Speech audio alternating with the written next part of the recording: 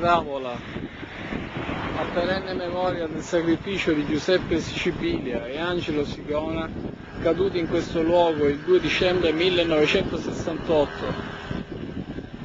durante uno sciopero dei lavoratori agricoli delle province di Siracusa, il comune di Avola, Federazione Sindacale Provinciale CGIL CISL UIL di Siracusa, Osolo, Avola 2 dicembre 1981.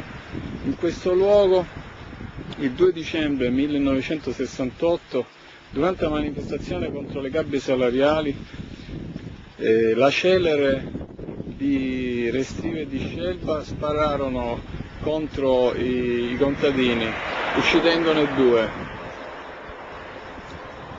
La lotta dei contadini siciliani per il diritto al lavoro e il diritto di essere trattati come esseri umani con uno stipendio pari a quello previsto nel resto della Repubblica Italiana fu represso con il mitra e con il sangue dalla polizia, dalla Celere, dai reparti speciali della Celere voluti da Restivo e da Scelba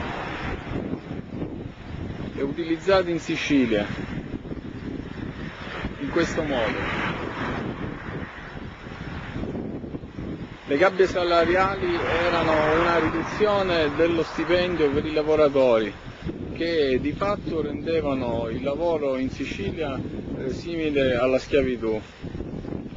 Un lavoro sottopagato che dimostrava che questa Repubblica era una Repubblica divisa in 2 parti. Un luogo in cui si rispettavano i minimi sindacali e nazionali e un altro luogo, la Sicilia, dove si poteva lavorare con lo stipendio ridotto, si doveva lavorare con lo stipendio ridotto. Contro le gabbie salariali questi operai fecero le manifestazioni pacifiche e la risposta fu il piombo. Questa è la Repubblica Italiana.